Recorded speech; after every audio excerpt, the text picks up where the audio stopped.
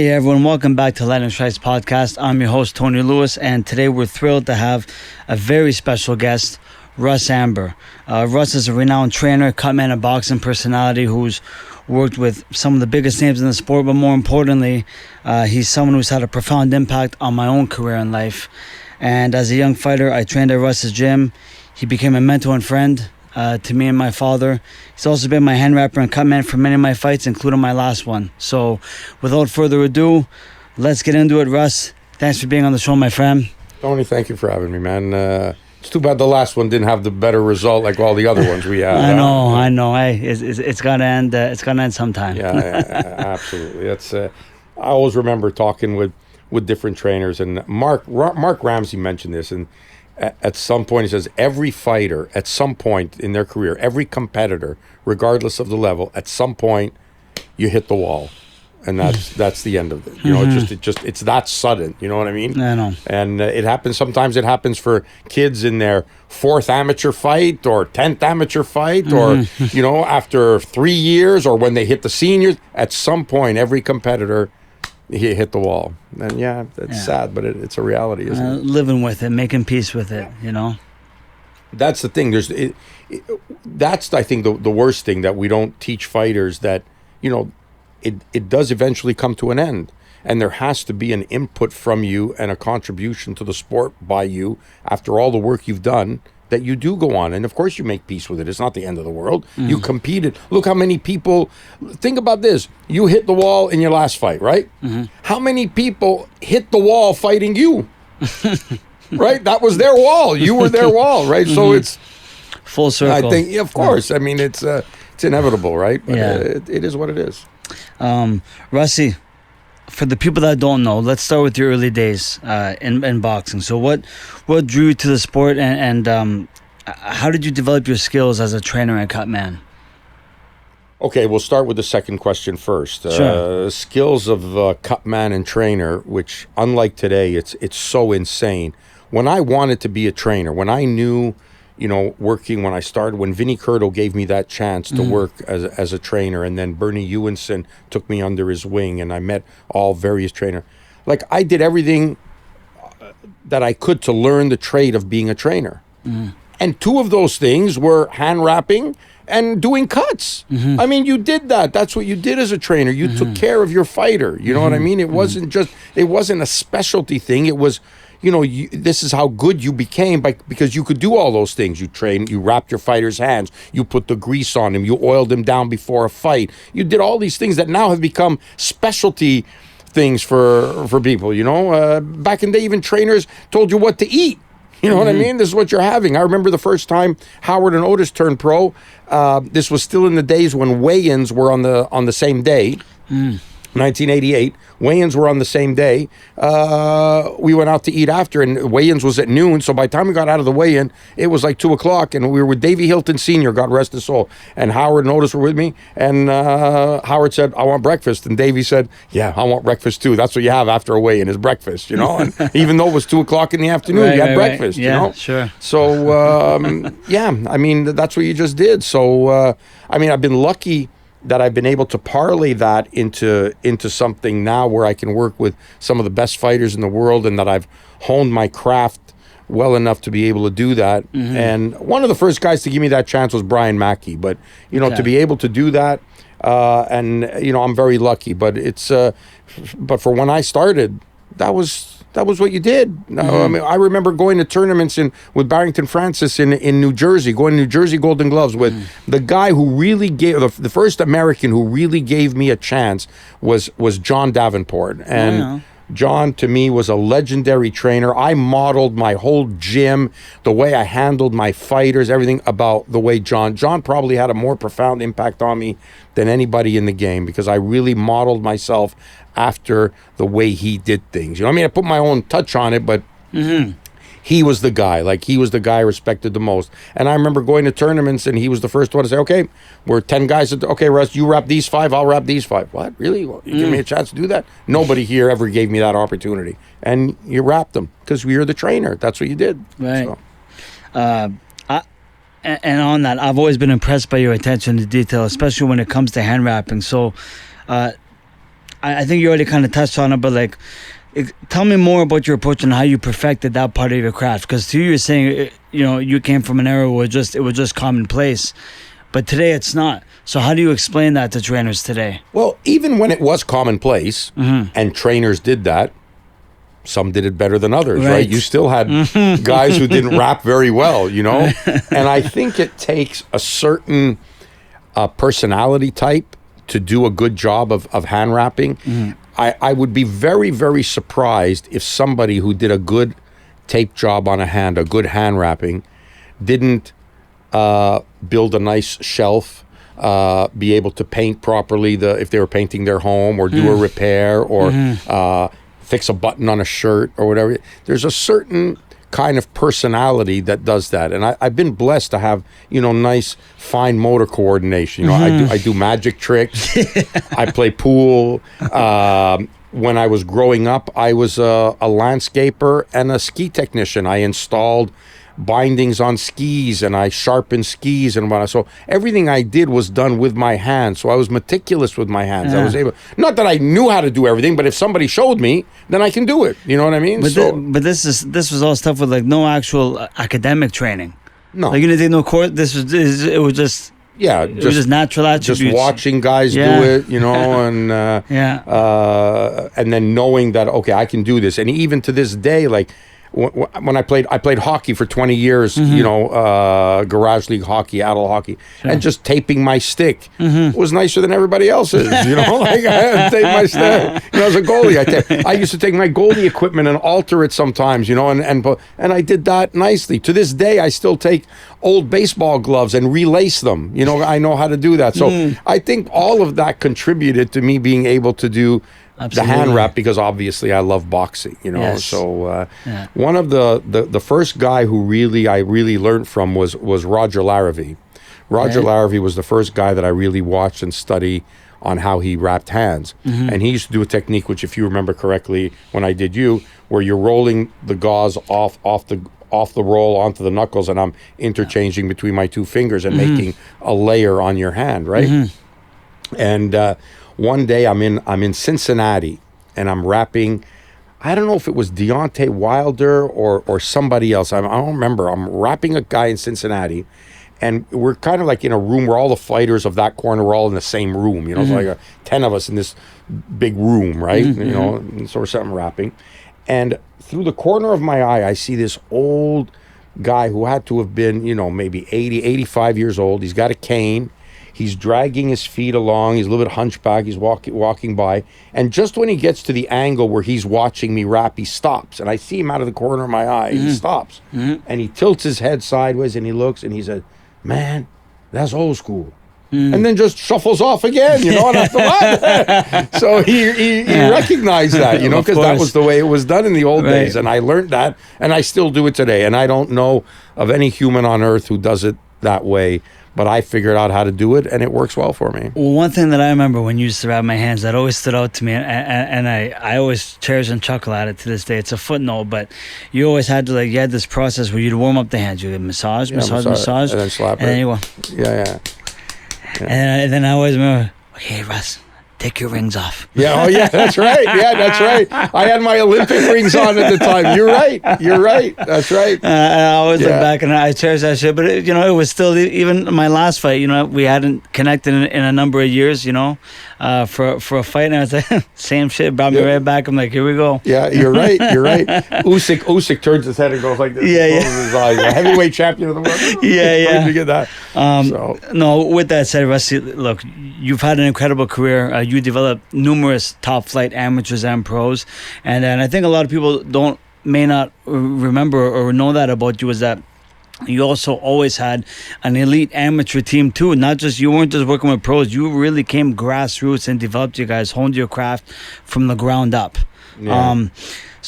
But the one I want to highlight is Otis Grant. You took him under your wing from a young age, and 13. and you helped him become a world champion. So what was that journey like, and what did you learn from working with Otis? If I may, before I answer that, sure. Becoming a trainer and working, having the privilege of having worked with John Davenport, that's to me was the epitome of a trainer. I used to get, in an early age in my career, I was very critical when seeing name trainers, the best in the business, they're the best, working with guys who are coming out of a program, like Olympic gold medalists, that you could almost say Ronald McDonald could have trained this guy. You could have worked the corner, And I was determined to do what John Davenport did, what Emmanuel Stewart did, was to have a solid boxing program, and I was intent. My mission was to develop my own fighters, and to this day I don't recruit guys, so I'll go and help guys. I'll go help other trainers who have guys. I'll go into camp and help them. I'll do that, but I don't actively go out looking for fighters and recruiting them as my own. I don't do that. Don't have the time, don't have the interest to do it.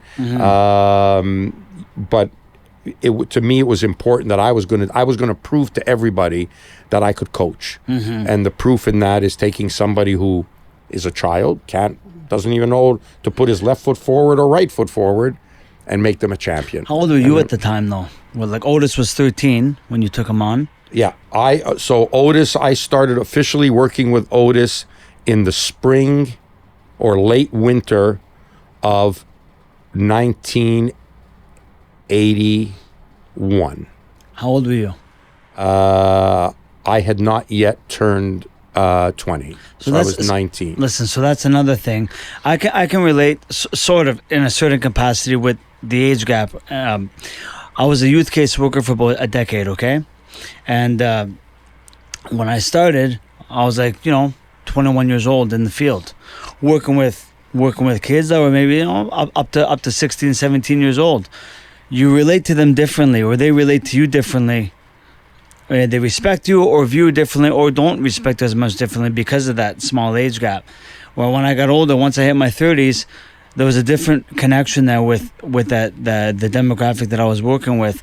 So, did you ever notice as a trainer where the older you got, if fighters related to you differently based on how they viewed you in terms of your age? Yeah, it happened for sure. It was a natural course of things. I mean, right. If I go back a couple of years to that, October 2nd, 1979 is the first professional corner I ever worked. And Vinny Curto gave me that opportunity. I hadn't yet, I'm 79, so 80 would have made me 19. So I had just turned 18 years of age. And I was determined I was going to be a trainer at the age of 18. Most guys are still thinking about wanting to be fighters. I knew that I didn't have that. I knew I was, in every sport I played, I was always good enough to play a sport, but I was never going to excel. I was never going to be that blue chip guy. Baseball was my game. I wanted so bad to be a baseball player. I wanted so bad to be a professional goaltender in hockey, and I had my first heroes was Rogie Vachon, a goalie, and Rusty Staub was my hero. But I knew I was never going to be that elite guy. I wanted to be but I knew I could coach. I don't know why I knew, but I knew I could look at somebody and say why he's good, or why this guy's not good or could be better. I just had the same way that you were blessed with, elite level athletic abilities. I was blessed with that, sure. For whatever reason, and I do think that it is a blessing that you have to do that. So, when I had my group of young amateurs, now I didn't care about anybody else. I had my relationship with them. We were all coming up. We were all, me as a trainer, them as a fighter, we were all coming up together. And we had young man goals at the time. We had kids goals. We had kid illusions, young illusions of things.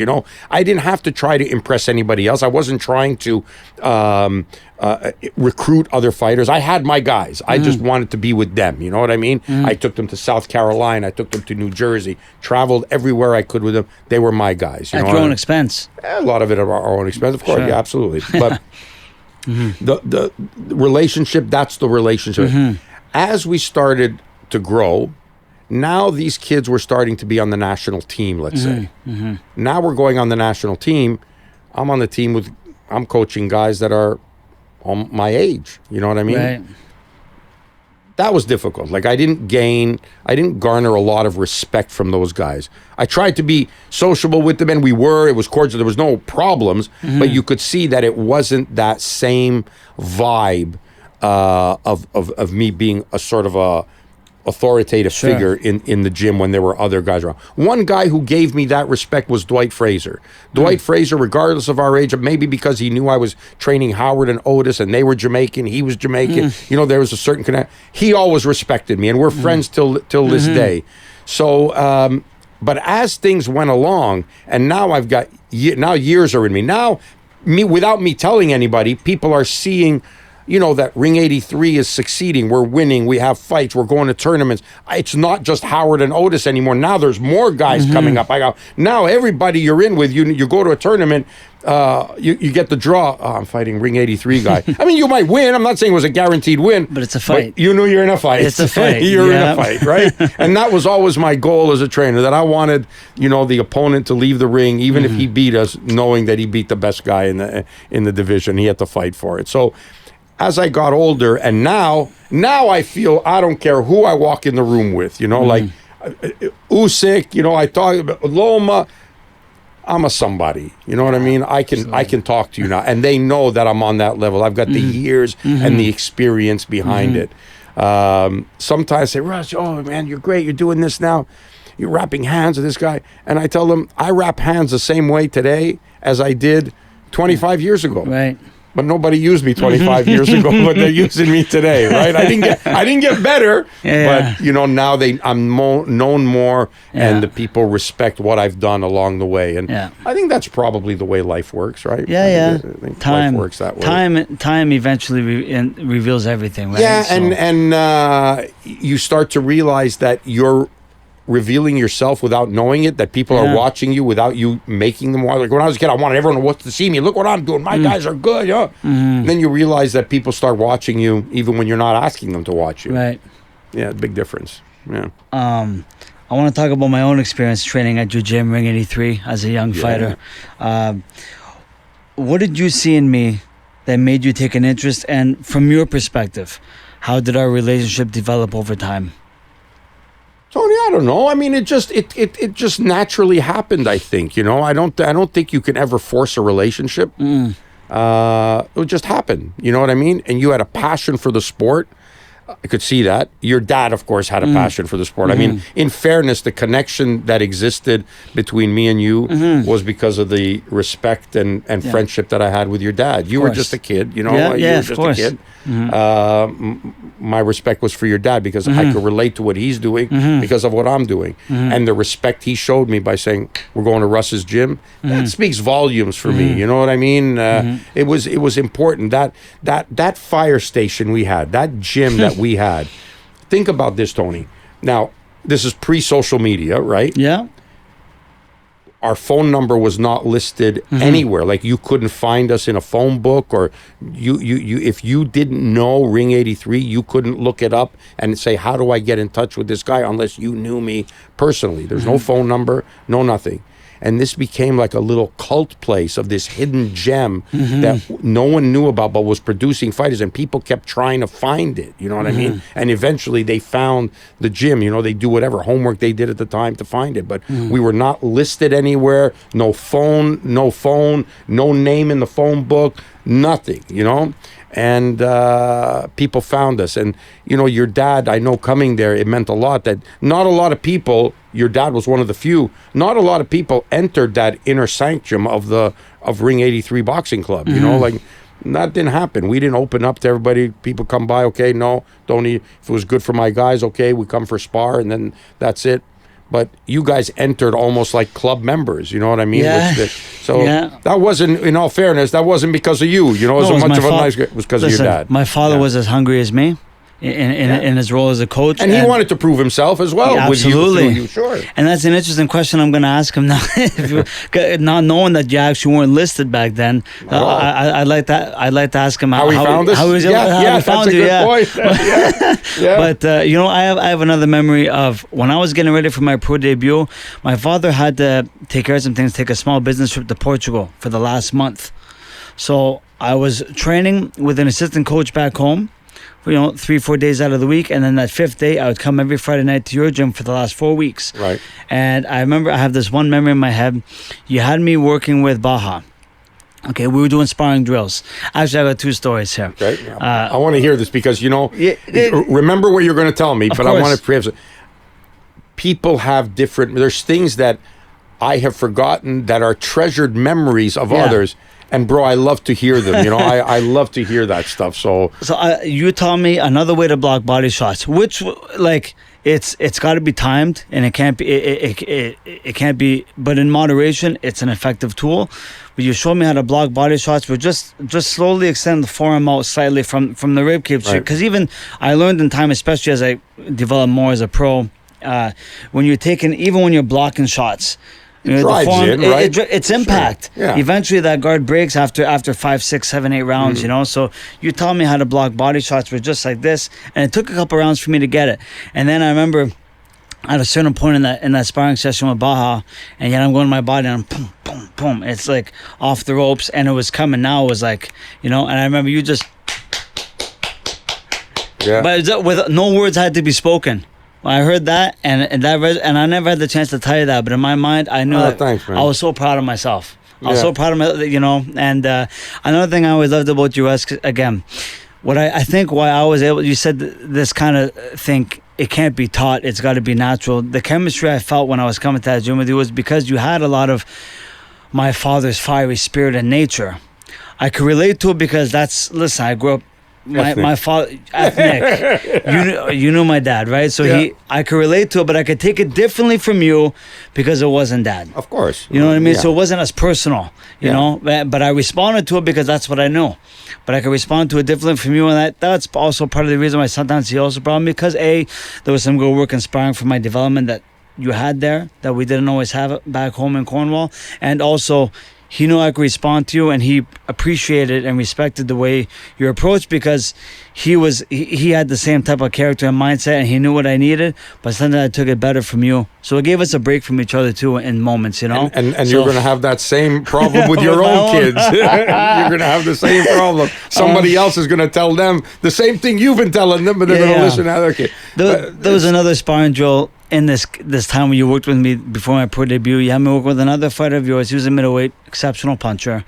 And at this point, there was a weight gap there with us. I was very much a lightweight, walking around, junior welterweight, Who was the guy? David Lemieux. Okay. Okay. You had us working when we were kids, so it was fine. We were the same size for a time. But he started to grow up, By this time now, we're like 19, 20 years old. He's very much a middleweight, probably walking around super middle light heavy here. And I was walking around back then, low 140s max. But you guys have been working together for years as kids. For years, I know. Yeah. But you had us doing drills, but we're still working. And Dave was an exceptional puncher, but he could be easy to hit, and I had the speed advantage. So I remember, I think looking back, I probably, in this certain drill you had us doing the sequence, I was hitting him a little too much to his liking. So I remember he let one go a little, and he aimed his right hand a little lower. I was looking to get under, and he aimed it lower, caught me right between the eyes. To this day, hardest I've ever been hit in my life. I felt it from my head to my toes. No kidding. But I remembered my initial instinct. Nobody knew, because my initial instinct was, as soon as I go, boom, bam, bam. It was an immediate cross hook. Right. Caught him right on the chin, got him to stop for a second, and I spun and got the hell out of there. And I got on my bike for the rest of the round. Wow. And he had no idea that he totally rocked my world. He had no idea. Wow. And then after, I'm like, whew. After that, I'm staying away. I'm not going to get too greedy. And then the next round, you say, okay, inside work. I'm like, I just told myself I'm going to be staying away from it. Now we're inside, and Dave is loading up. Like, you're inside, just body shots, but he's giving them, and I'm just like tucked up in the shoulder, like, we're not 14 anymore. I'm like, and I pride on myself in being a good inside fighter and body puncher, but I'm up against a bigger man who's knocking out guys his size. Yeah. But anyway, it was but no lightweight was going to hit you that hard. No, that's right. no lightweight was gonna, when you just did that move, that instinctive move, a pop, and you counter, you were the spitting image of your father right there. The spitting image of your dad. Those same moves, that was your dad. So genetics is a crazy thing. Yeah. It's a crazy thing. Russ, you've been more than just a trainer or cutman to me. You've been a mentor, you've been a friend. So how do you approach these relationships, and what do you hope to impart to the fighters you work with? Okay, I think the best way I could answer you is this. Oh, Russ, man, you worked with Loma, you worked with Usyk, you've worked with Janibek, Jean-Pascal, Liam Smith, Callum Smith. Great fighters, right? Probably all those guys I list are potentially all Hall of Famers, could all make it into the Hall of Fame. My greatest achievement in my life as a trainer is somebody nobody's going to even know here. You might, but no one's even going to know when I mention it, is Ron Donaldson. I heard about you had his banner at the gym. Of course. Yeah. When Ron Donaldson came to me as an 11-year-old with size 11 feet, you know what I mean? Like 11 years old, he could barely... We nicknamed him the Duck, because that was his movement in the ring, He waddled like a duck. No, you had a lot of nicknames. Yeah. Yusef was useless. Yeah. His brother was worthless. His other brother was hopeless. But he came to us. He had just come from Jamaica. He had a very thick accent. So when I asked him his name, he said, Roon. I asked him again. He said, Roon. And the best I could make out of that was Ron. Right. That would have been in 1980. Maybe 81. 81. 81, yeah. Maybe we're in St. Laurent, so 81, 82, somewhere in there.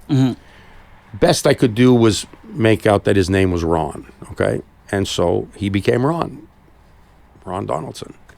And it wasn't until 1994, when he was on the national team, he was ranked number 1 in North America, won a gold medal for Canada at the Commonwealth Games, that I saw his official accreditation, and his real name was Rowan. Okay. I didn't realize this until 14 years later. He went with Ron, though. He let you call him Ron. He's just registered as Ron. He won the nationals as Ron. He was on the national team as Parents Ron. never corrected you? Nobody stuck with it. He works for me to this day. We still call him Ron. Like it just stayed. So in terms of my relationships with fighters, it always meant a lot to me, Tony. Of course, it's great as a trainer that you want to have guys that win, right? You want to have winners. Ron ended up becoming a winner, but he became the greatest overachiever that I've ever trained. David was an overachiever as well. Sure. He had some help because he had that devastating power. Absolutely. But he was a very, very manufactured fighter. This was not natural talent. Like you had more natural smoothness and ability than David did, but that patience. equalizer, was But good. you know what, too, though, with David, too, when he was a kid, I remember also, he lost a good number of his first amateur fights. Like he was 0-4. Yeah, 0-4 when he started, yep. You told him, which, again, not many kids could take this, especially in today's day and age of quick digital. You said, I'm giving you a year in the gym. A year in the gym before I get you another fight. And he waited that year, and he kept coming out Monday, Wednesday, Friday from 6 to 8. Monday through Friday, not just Wednesday. Okay. Monday through, but he had a key. I gave him a key. And you give him a key in time. Yeah. But like I just think today with the youth, we have some good youth now. We have a good little amateur team that's developing again post COVID and all that. But there's a good number of youth. The majority of them today. You tell them, when can I spar? You tell them, it depends on you. It depends how often you show. Some people it takes 3 months, others it takes 6, others it takes a year. You tell, I don't have time for that because, we live in a click of a finger type of world now. I'd love to be back in the gym and dealing with those kids now. I would just love it because I talk about this often with Dwight and whatnot and the way the kids are today. And I mean, I wouldn't put up with the stuff that I see that people put up with now, that the fighters are running the show, and in my gym there was no music, there was my voice, that's it. Yeah. I learned that from Davenport. You used to say, I don't know who you said it to, but that's another memory. It's just coming to me just now. You said to somebody in the gym one time, they were voicing like a little protest about music, and you're like, the music comes from here. Yeah. It was quick, it was subtle, it was simple, but it stuck with me. I'm 37 years old now. Yeah, it's bro. still stuck. It's still it still sticks with me though. I didn't forget right. You know what? I always said the one thing I said that, and I always said, when you're in the ring, they ain't going to be playing no music for your motivation. You better figure out a way to motivate yourself. You know, you better do it. So, and I believed in that. And I also didn't think it was fair. No one liked the music I like, so you know, nah, you're not going to play my music. You know, so you're not going to play my music. Can't have music. So. But taking fighters, obviously Howard was so gifted. Howard, Yes. The two greatest natural talents I've ever seen in Canadian boxing, and I defy anybody to argue this with me. Pure talent. When you're a boxing connoisseur and you look at pure talent in front of you, is Howard Grant and Davey Hilton Jr. Oh yeah. By Without far question. the two most gifted Yeah. fighters I've ever seen. So obviously it's great having Howard in the gym. You know, I mean, like Howard was king. I mean, I could put him in with light heavyweights and heavyweights, and he'd kick the heck out of them. You know, no problem. But the kids who didn't, the David Lemieux, the Ron Donaldsons, the Kelmans, the different fighters who didn't have that natural, who had to work at what they do. And I was able to get 40% more out of them than they ever would have gotten, or 50%, or who knows how much more. That to me is a greatest account, because they wouldn't have done it. I know that I played a role in that, you know, and that's, Howard was going to be great with or without me. You know what I mean? No doubt about it. He was just gifted, right? But the other kids, and I take a lot of pride in that, you know, and like I said, Ron Donaldson will forever be my greatest achievement, because it was such an overachievement and almost an impossibility. I don't care who it is. Nobody in this entire planet was going to say Ron was going to become #1 in North America and a Commonwealth Games champion, you know, in boxing. There was just no way. I didn't know he was either, but the fact amazing. that he did it was Absolutely. and I remember the fights to get there. I remember the guys we had to beat. I remember the strategies we worked on, the things that we did. That you should have him on, because he could tell you all of these stories. But that to me was the ultimate. Would I potentially know some of these names? Do you think I would know some of these names potentially? He fought guys like Chris Johnson, Bruce Carrington. Okay, he yeah, could yeah. list a ton of guys Wow. for you. All the guys here Okay. in Quebec. Yeah, I mean, yeah. oh yeah, there'd be guys. He was national champion for 3-4 years. You know, like he was solid. And then Early 90s. when Early 90s? yeah, well, 94 was when he went to the okay. 94 was when he went to Commonwealth Games and won gold. Yeah. And he went to the Olympic Games in 96 and lost to the gold medalist Atlanta. in Atlanta. Yeah. Lost to the gold medalist in his opening bout. Won the third round and left the ring to cheers the people. I'll never forget that. They applauded him for he beat the guy up in the third round, but it was too little, too late. The gold medal final was the opening bout. Yeah. Wow. We lost the gold medalist. Wow. Yeah. Shifting lanes here. Rival boxing gear. I'm here. It looks a lot different from, say, even like 10, 15 years ago, 20 years ago. And it's, I know where you came from. Like I said, I was sharing with you before we got on camera. I have another memory in my head. We went to a John Scully show in Connecticut. Okay. A few of us were going. Okay. My father and I, with some of our team, connected with your guys. We all carpooled together to Hartford. Yeah. And I remember, for whatever reason, I was with you carpooling for this quick. You had to run a quick little errand. You had to stop at your place. And back then, you had like, it was a small little apartment or a townhouse. I can't remember now, Russ. Yeah. Okay. Small little apartment. It was upper duplex, actually. Yes. Yeah. Place was a mess. No, Yeah. it was very much. It was a bachelor's apartment. Okay, back then your beard was thicker than your arms back then. Okay, yeah. And and you were very much living out of a suitcase. Everything was all on your bed, counters, everything, and just to think now where you are now and to see this, like it really is a true grassroots success story. It's funny when people are like, oh yeah, Russ Anber, that's the guy that works with Usyk and Lomachenko. No, what the Russ I remember, at least from my time, like Ron Donaldson before my time, but I remember like, obviously I knew about Howard and Otis, you know, but I think back on other guys like Bahalaham, Youssef, David, Hercules, Matthew Fizette. Yeah. Oh, Matthew permanently injured me. What? Yeah, Matthew permanently injured my That's left why you don't do elbow. mitts anymore? Yeah, my left Okay. elbow. My left elbow.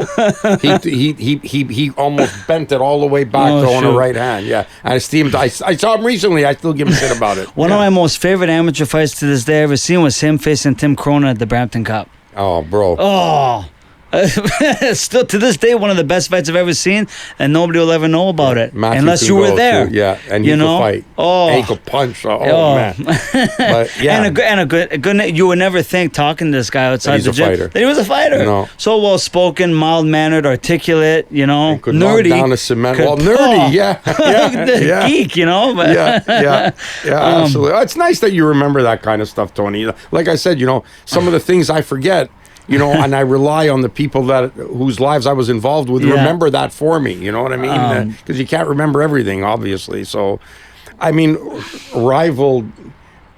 When I started Rival, it was my third, not attempt, but it was the third time that I'm selling boxing equipment. Well, you were right? working, when I first got to know you. You were working for Title. Well, but I started in 1985 when Okay. just after we opened gym. John Yeah. Davenport put me in touch with this new company that had just opened in the Midwest in the United States called Ringside. So John Davenport said to me, "Call this guy. Get some equipment for your gym." Because I wanted some good equipment for the gym. So he gave me this 2-page fold-out catalog. We ordered the stuff for the gym, and it came in. And as soon as it came in, I called the guy at the time. His name was John Brown, and I said, "John, I want to sell your stuff in Canada." And I became the exclusive distributor for Ringside in Canada, and selling stuff. For me, it wasn't. It was just I wanted to be in boxing. Whatever way I needed to be in boxing, and this was an opportunity for me to create a revenue stream. Yeah. That would help subsidize my gym, help Sure. subsidize travel. So, going to tournaments, paying for the van and the gas and traveling all around that I wanted to do. And so I would load all the boxes of equipment into the van, go to a tournament, put it out on a table. People would buy it. That would pay for our hotel. Sometimes I'd go there. The hotel's not paid for yet. I got to sell this stuff. Otherwise, how am I going to pay for the hotel and meals for the fighters? You forced yourself to succeed. Yeah. And so it did that. And then myself and 2 other guys who worked for John Brown at Ringside we were all of us were there for like anywhere from 10 to 13 years selling equipment for Ringside. I don't know if they had new management or something happened to him. He fell on his head or whatever. He fired all 3 of us, right? Same time. Okay. Okay, Yeah, no yeah. problem. Yeah. So he fired us, and I didn't know at the time. All I knew is they fired me at that time. A year later, I get a call from Dave Hansen, who I'm still friends with to this day. He tells me the story of what happened at Ringside, and that him and Tony have started Title Boxing, and would I be interested? They would like to have me as their Canadian distributor. Boom, I'm back in the game again. I'm back in the game. Again, I introduce a brand to Canada that nobody had ever heard of, nothing. And it was a success. Again, subsidizing my amateur program. Sure. I did the boxing equipment. I worked on TV, on CBC, doing Olympics and stuff. So, I'm trying to create a revenue stream just so I could keep my boxing career going, right? To keep my trainer's career going and keeping my gym going and traveling with the fighters. So I did that. And then around 2000, I'm toying with ideas of different things I want to do with gloves. And I'm not getting a lot of reception back from, from Dave. They're just doing their thing. They're selling. I'm ending up paying double duties on all the equipment that comes in because they're having it shipped to the United States, which they pay duty on. Then they ship it to me in Canada, which I then again pay duty on. The prices are higher. People are now on the internet is starting to come around, So I get a visit almost by accident by a manufacturer in Asia who wants to know if I want to buy boxing equipment from them. I tell him my plans. I tell him that I work for Title. I tell him I want to do Rival. I explain everything what I want to do. I show him some pictures and designs of that I had done myself freehand. This is what I want to do with a glove. Blah blah blah blah blah. And I said, what's the minimum order? And he said, oh, minimum 1 container. And I'm thinking to myself in my head, yeah, I have $2,000 to my name. You know, I don't have the money to buy a container. So I'm still with title. And I said, okay, thank you very much, Mr. Tariq. I appreciate you coming by. If that ever changes, I'll let you know. And out he went. Next day, I get a call from reception downstairs, and they said, Russ, Mr. Tariq is down here to see you. Okay. Send him up. So up he comes, and he says, Russ, I don't sleep last night. I said, why, Mr. Tariq? What happened? He says, I'm thinking about what you said about Rival and what you wanted to do. I think Rival is going to be great. He says, forget the minimums. Tell me what you want, I make for you. I said, I've got $2,000 to my name. He says, I'll take it. He says, tell me what you want. I said, if you do that, I promise you, every order after that will be for more. Maybe only $1 more, but it'll be for more. Sure. He said, yeah, let's do it. And that's how I started Rival. Russ, that story right there, and then even when you going back on when you call John Brown, I want to be your exclusive distributor for ringside equipment in Canada. Where did that come from, though? Because it's bold, and it's what was that character developed in your upbringing? Was it your parents? Was it just something you had inside you? Not everybody has the initiative to just be like, call up a bigger name in the sport and be like, you don't know me from a hole in the wall, but I want to be your main guy on this side of the you know what I mean? Tony, I don't know. I mean, can you answer that in words, or is it? I'll try. I mean, I've worked since my first job. I was 13 years old when I started working. I was a busboy at a steakhouse. Grew up in Montreal? Always Montreal? Saint Adele. Saint Adele. Yeah. You know, 40 miles north of here. I grew up there. My first job was as a busboy in a steakhouse. That's what I did. Then I moved on to what I thought was the glamour job. I got a job in a sporting goods store where in the summer I did bike repairs, did tune-ups, did a bike repair, and in the winter I did skis. And of course, acted as somewhat of a salesman also for these things, because even when I'm working doing the repairs, you always say, okay, I'll do an upgrade for you. I'll change your tire looks bad. I'll change it for you. So and I always knew. I always loved sports. It was easy for me to talk about sports. It was easy for me to talk about equipment. And obviously there must be, like I said to you, you threw punches, you were looking at your dad. There must be something genetically for me as well, because my first brush with sports really came as a result of my father. Okay. My father was a huge baseball fan. My dad, his dad and my dad had a business called Canadian Buckle, which they sold buckles, like buckles that you used on sporting equipment, on gym bags, all the metal attachments that were used, not just belt buckles, but anything, any kind of metal attachments. That's what my dad did. And one of the customers he had was a company here in Montreal called Daigneault Roland, DNR Sporting Goods. DNR at the time made the best hockey equipment and the best baseball gloves, maybe in the world, but certainly in Canada. I mean, anybody who played sports, Ray Bourque, Martin Brodeur, Patrick Waugh, all these guys used DNR equipment in hockey and in baseball. Everybody, you go to baseball leagues, softball leagues, whatever. Everybody had DNR gloves. Everybody, they were made here in Canada. My father used to sell them all the buckles for the goalie equipment, for the pads, for the baseball chest protectors, all that stuff. Wow. So when he knew he was going to make a delivery to DNR, he would take me there, okay? Yeah. So we'd go to DNR, and now I'm in the factory. It was in the East End here in Montreal. And we go in there, and it was like a cavern of dreams for me, like you could smell the leather. They had people, machines, sewing stuff. You had all the equipment laid out on display in the boardroom and all the different things. Bro, I was like, to me, that was more exciting as a kid going to that than going to Toys R Us. Toys R Us didn't exist then, but whatever the toy store was then, that was amazing to see all the different gloves. My dad always said to me, if you ever take baseball seriously, he says, I'll bring you here to get a glove. And did. I had my first glove was a DNR glove. I got to bring my one son Jake to a sporting goods store like that. If it's still, he loves baseball. He's got a game tonight. Oh, okay. It's his second season. He's only 8. That's fine. They're already trying to scout him for the traveling team. Oh, nice. bigger kid, strong kid, but he's he's finding himself in baseball, and he's finding a way where his Best sport in the world. his size man. and power is giving him confidence where he can use it to excel in something. People don't realize how yeah. hard baseball is. He loved to see that. So it's probably not. Well, it's not it's around no longer. anymore. No, it's not like everything in this city, in this province. Yeah, all the good things. I mean, we could do a whole podcast on great things that used was to in be. Montreal, what used to be Sure. that aren't here anymore, and people today don't even know that it was there. Right. It's blank from No, history. we're losing our history. Ring 83 does. Ring 83 should have been, in my opinion, in terms of sporting achievement, my Preserved. gym should have been preserved as a Absolutely. heritage site. The fire station? Yeah. Yeah. Absolutely. It was a How fire many station times- built in 1914, and we stayed there over 25 years. Wow.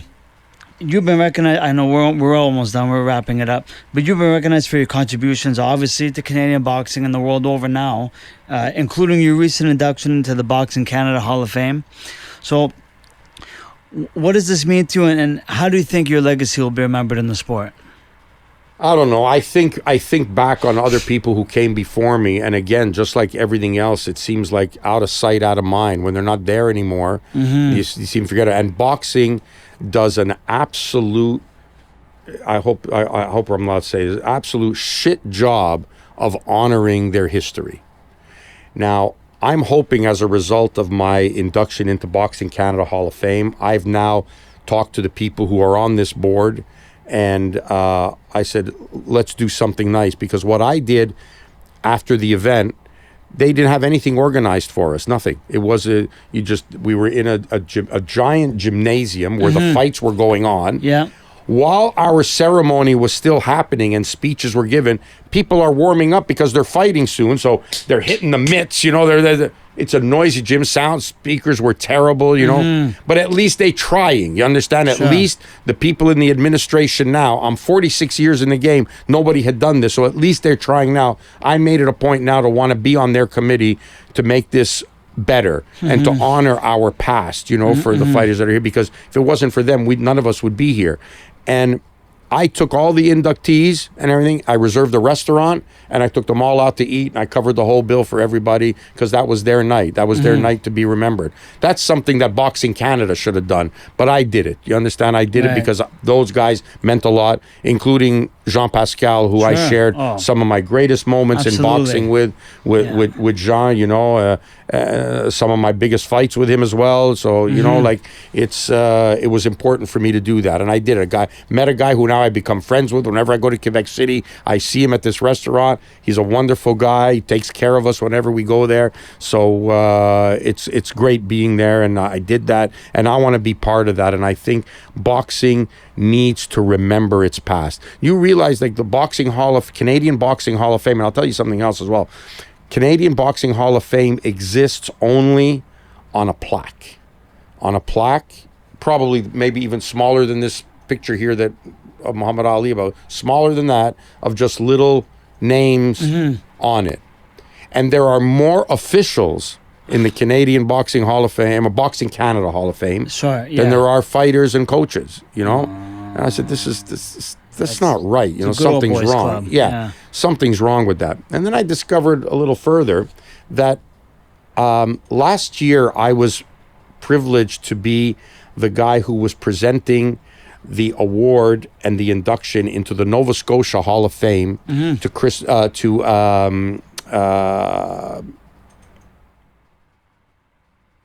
Johnson, not Chris. No, Kirk Johnson. Yeah. There's the age. Kirk Johnson. And I was privileged enough to be there, invited by Bruce Rainey to go out there, and I presented him with his award. And there is an actual physical site of the Nova Scotia Sports Hall of Fame. It's not just boxing, Sports Hall of Fame, where you go and you can walk through this thing and visit the history and heritage of Nova Scotia sports. Yeah. Quebec has produced more hockey players, more Olympians, more professional wrestlers, brought baseball to outside of North America. Quebec has the richest history, maybe in all of Canada, of sport. We don't even have a site that you can go to to honor. There is a Panthéon des Sports. But there's no place. It just exists virtually. Like, they have a gala night. They present you with a plaque, and That's it. But it doesn't exist. So even for myself, being in the Boxing Hall of Fame, my future grandchildren or future members of my family have nowhere to walk and say, this was your grandfather, he was here. There's nothing. My gravestone will have more of a presence than anything I did in boxing. You know what I mean? Yeah. So that's sad for the sport. Absolutely. Because I was lucky enough, Tony, to come into this game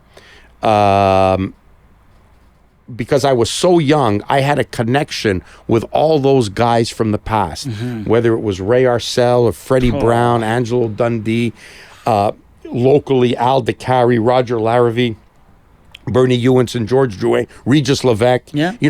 I was young enough to be part of that and be that connection. There's nobody probably left now besides me who worked with those guys, worked with them, like I did.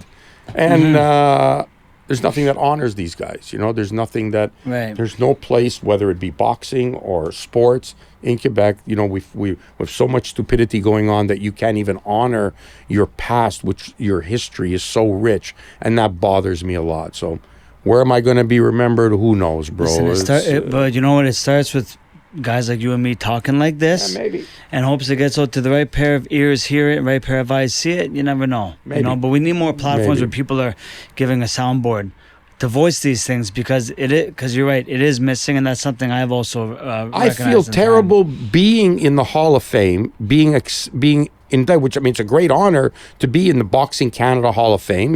Great. I didn't do it because I paid them to be in there. They recognized me on merit, which is wonderful. I appreciate.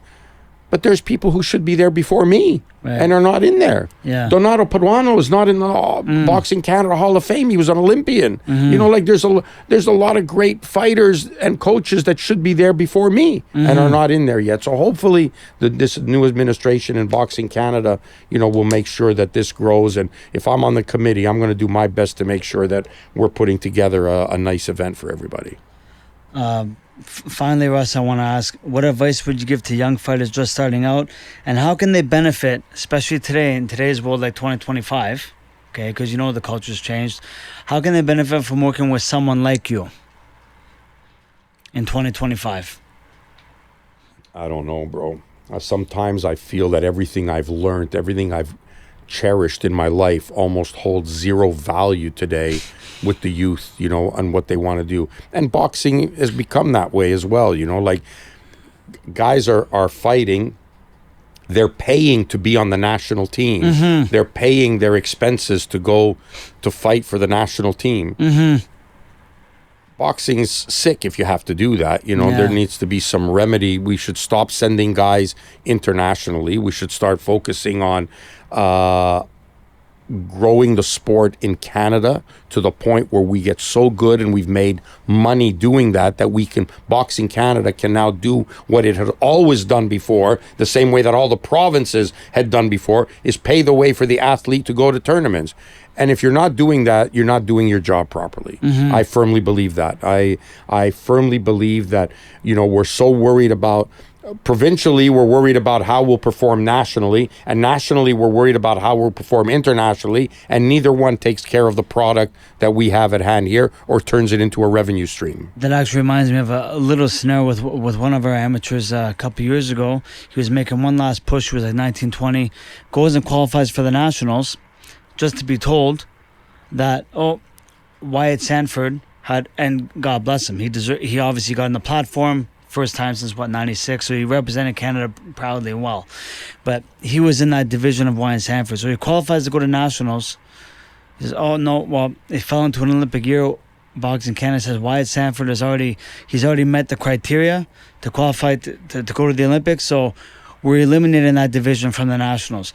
But to me, it's like, it was so poorly done, because all the provinces had that weight division active to qualify, so all the fighters trained, and they went and they trained, they did the camps, they fought the fights, they win, they accomplish, they earn the right to go and have the opportunity, just to be told, no, goalpost moves, we're not using the division at the Nationals. Why'd you have it in the provincials then? Why didn't clubs and provincial sanctioning bodies get a memo Yeah. Okay. But you could have fought for the alternate. You could have fought for the alternate, or yeah. at the very least, fight for the. Okay, let Wyatt have his moment. Let him have his Olympic opportunity. He met the criteria, and he fine. Let them still go. Let them be national champions anyway, and do some international competitions. And then the following year, if White decides to stay and not take a contract to go pro, fight him the year after. But you to eliminate the division altogether, it was just so poorly misguided. Yeah, I think as far as I've been in this game, as long as I've been in this game, it seems that whether it be provincially or nationally, there always seems to be a political struggle. Mm-hmm. Nobody is working towards the end game, which is the best for the athletes and for the team. Mm-hmm. I suggested years ago, because my fighter fell victim to this, that we should select our Olympic team the year before the Olympics. So let's say the Olympics are in 96, select your team in 95. And now you spend that next year taking that team with the alternates, because, guys could have an injury or whatever. You take your best guy. That's the team. You don't pick your Olympic team the same year of the Olympics. You understand? Because, now you haven't worked with them. And you could have a guy, which happened to me, had a guy who's been on the national team. You've invested in him. You've sent him all over the world for the last 3 years. And then because of an incompetent referee, your fighter gets disqualified at the nationals. Because he's disqualified, he's not allowed to fight in the box off. Now he's off the national team, and somebody who you had invested zero in is now, and has had no international experience, is now your representative in that weight class after you spent so much time with another kid that you had in there. So there's been so many flaws in the selection criteria of boxing. To now, again, I just see so many problems, and I don't see fighters. I just don't see the volume of fighters. And the sad thing is, right now, there are more gyms open than I've ever seen open in my 46 years in this game, and no fighters. Watered down, commercialized. All commercialized, all about box fit stuff, because nobody's opening up in a small area where they're volunteering their time. I remember when I went to Davenport. We still are in Cornwall. Yeah, well, that's good. Seaside Boxing, one of the last ones. Yeah, you might be one, but no one's doing that. Your dad made a living other ways, not through the boxing. Well, now people are renting out places. They're paying $5,000 a month in rent that they have to pay. And, they have no choice but to collect money from private lessons and fit classes, box fit classes. So it's changed. Nobody wants to spend money taking a bunch of kids to a tournament where they have to pay for the hotel and do all that and pay the gas. All that stuff doesn't exist anymore. So we're not seeing any fighters. There's no, and if you start to be strict with a fighter, say this is the way they're doing, they go to somewhere else. They just leave. I don't have to put up with this. So I'm not happy with. The popularity of boxing, as we see, is great. I think the popularity of the sport is good. But in terms of producing fighters now, bro, I don't have a lot of optimism on what's coming. You're always going to get a fighter. You're always going to get a guy who's good and could have been good in any era. But as far as having the depth volume is concerned, yeah, for sure. I don't see it. I don't see it. And coaches aren't doing anything about it. Like you're able to run the program, and coaches just say, yeah, we'll pay. So it's become a case of those who have can go, and if you don't have, you can't go. It's pay to play, and I don't agree in the pay to play system. I don't like it. It's not fair, even with travel. So we're going to say, okay, we're going to hold the nationals this year in British Columbia, as example. So people who don't have money from anywhere in the East, are not going to be able to travel, and vice versa. You know what I mean? Like, hold it here. It's only over for Quebec and Ontario. No one's going to fly here. So you're fighting kind of half the country. It's not right. Like the national bodies and the provincial associations have to get their shit together that they can afford to support their athletes. That's what you're there for. You're paying national coaches. You're paying the officials. You're paying permanent staff. Yeah. Where's it going? Yeah. Right. Okay, why isn't there more money being generated to pay for the fighters? Yeah. You know, why aren't you the one staging the events, the nationals and stuff, and collecting the money from that and reaping the rewards from that? You know, that I maybe I'm wrong, but this is the thinking. I remember back in the day, that's what we did. You made the national team, they paid for everything. Yeah. You made a provincial team, they paid for everything. You know, how come they were making money then but not making it now? Like, where did the money go? You need to find new streams, do things to do new streams. Like, just as an example, for the Boxing Canada Hall of Fame, you would think that you could have put together, with a little effort, a program book, a nice program book where you could have sold advertising space, a story on every fighter who's inducted, that this guy could have had a souvenir for being at that event. Nobody did that. Russ, our Cornwall Sports Hall of Fame has that. So there you go. And we can rent the conference room, have a nice dinner, and everything. So it can be done. Where there's no sound bears. If our Cornwall Sports Hall of Fame can do that, Boxing in Canada should a be town able of to. 50,000. Correct. Okay. Absolutely. Last question, Rusty. That was the last. I got one last one. That was the one more. I got you. This is overtime. You like hockey, right? We're in overtime now. Okay. Shootout. You're still active in the sport, and I know you're always looking for ways to give back. You've already touched on it in a few different ways already.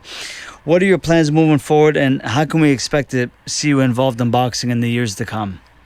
Bro, I'm going to keep doing this as long as my health permits. You know, like my wife keeps asking me, she says, when are you retiring? I've been retired since I'm 18 years old. She's got a corporate gig now. Yeah, she's got a corporate gig,